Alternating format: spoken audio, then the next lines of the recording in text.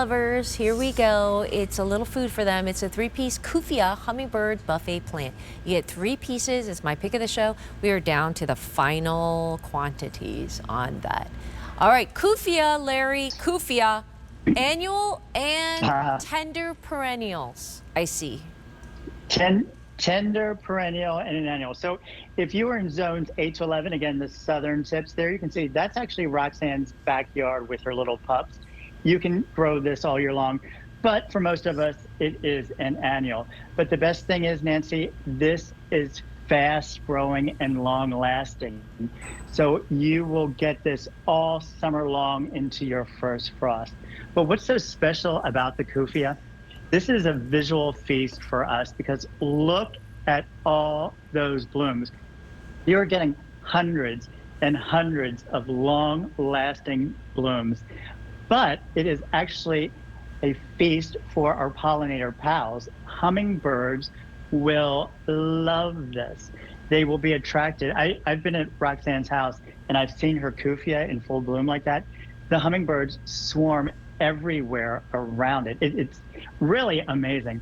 But it's nature's work of art again. And there you can see, you're getting hundreds of dainty cigar-shaped flowers that are just nestled in a cloud of these mid-green leaves.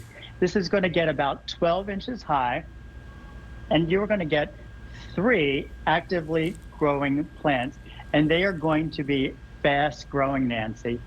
And you can put these in hanging baskets. You can put these in planters. You can put these in flower beds. You can put these in your gardens. Anywhere where you want a fast growing plant that will just attract those pollinators. And the thing is with this, it's also very low maintenance. So whether you're a beginner gardener or an expert gardener, there is no deadheading. These absolutely love the sunshine. When they're planted, Nancy, and established, they are not only heat resistant, but drought resistant, making them super, super easy. But again, the explosion of those cigar-shaped flowers is truly amazing. And the way they're shaped, where the hummingbirds can come up and just put their little tongues into these flowers, these actually have an extremely high pollen count, nectar count. So the hummingbirds are attracted to them. And if you put these around your hummingbird feeders, you will make some hummingbirds very, very happy. Yay, and I feel like that's what she does. These are in final quantities. Are they resistant to disease and pests? Yes, they are. And again, they are so low maintenance, Nancy. Drought because resistant there is no or drought tolerant and heat tolerant? Drought tolerant, heat tolerant. They love the sunshine. Again, once they're established, they don't take a lot of care. Just at the beginning, when you plant them, you want to make sure that they stay moist and don't dry out. But truly, they will bloom profusely with hundreds and hundreds of blooms. And honestly, I've never seen a plant that has this many little flowers on it before than the Cuphea. And before Roxanne, who is the hummingbird queen of QVC, I had no idea about the Cuphea. And she's like, honey, you got to learn about the Cuphea. It is a special and magical plant. Because again, it is a feast for us visually, but an actual feast for all those pollinator pals. This is going to attract those hummingbirds, the bees, the butterflies, and then through pollination, they're going to help with the growth, the vitality of not only your plants, not only your yard, but our ecosystem, which is so very important. Okay. By the way, if you guys could find that little cute photo with the 2 doggies, I have to see it. I have to see it. Okay, Larry, who are we looking at right there? Oh, that is Roxanne's little Mia on the left, and her little Sophia, which sadly, Sophia is no longer with us. But they were just the cutest little pups, and they loved the flowers and hummingbirds, I think, as much as Roxanne. She would actually send me videos of them sitting outside near the Cuphea just watching the hummingbirds. Because, again, everybody loves hummingbirds. And I have this picture. Yeah. Of a hummingbird. They are so small, Nancy, and to see them fly in really fast. And hummingbirds actually hover. Hmm. They can fly backwards. They can do circle eights. So they are a lot of fun to watch. So whether you're using our hummingbird feeder, the Cuphea, or both, they are going to give you a hummingbird circus where you can Yeah. enjoy. But you have to invite them in. Yes, and You feed have to them. give them something that they'll love. But the best thing about this is they adore the Cuphea, but you will too. Because again, it is an unusual plant, fast growing, long lasting. Whether you're a beginner gardener or an expert gardener, this is going to be perfect for you because very, very low maintenance. And again, even though it's an annual in most of the country, this will be a tender perennial in zones 8 through 11, so you can keep this out all the time. But honestly, Nancy, I keep mine in pots. I put them on my patio so when the hummingbirds come in, I can watch them.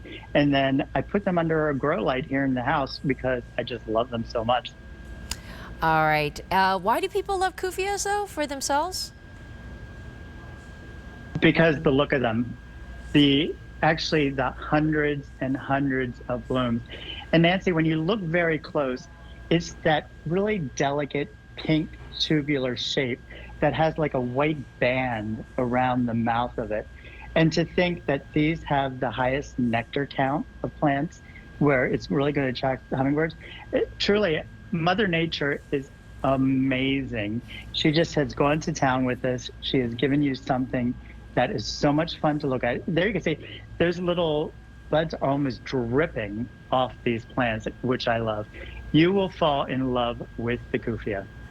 Cuphea, they are happy for hummingbirds, but they are not happy for disease or pests, and butterflies love Yes. them as well. And then what zone are they? And they come like this, and you get 3 of them, right? And they are annual. What is a tender perennial? A tender perennial means that it can be a perennial, but it has to be in zones 8 through 11. And again, that's the southern tips. Roxanne's in Southern California, so she can keep these and growing all year long. I'm in Pennsylvania, so by the first frost, I would have to either bring these in or say aloha, because it'll just get too cold with them. So tender perennials, if you're in zones 8 through 11, everyone else is an annual. Okay, on a sale price, and they are on final quantities, 750 left, and we are Wow. in the towards the end of garden season, Larry. And we started the season with 10,000. We are down to the last 750. So we're feeding the hummingbirds, we're feeding the butterflies, and you're also getting a lot of beauty as well, right? Right. And Nancy, again, these are, in most parts considered annuals. So that means they will grow very fast. 30 days, you are going to have a nice sized bush full of blooms that will be long lasting all through the summer. And, I have mine here in a pot in a stand. Yeah. Again, if you want to use it in your planterscape, on your patio, your porch, your deck, around your pool, these will attract the pollinators. They're easy for you, whether you're a beginner or expert. And again, they are just wonderful to look at with those delicate little hundreds and hundreds and hundreds of those cigar-shaped little flowers nestled in the beautiful mid-green leaf foliage. All right, and we are in final quantity, 750 left, and it's on a sale price.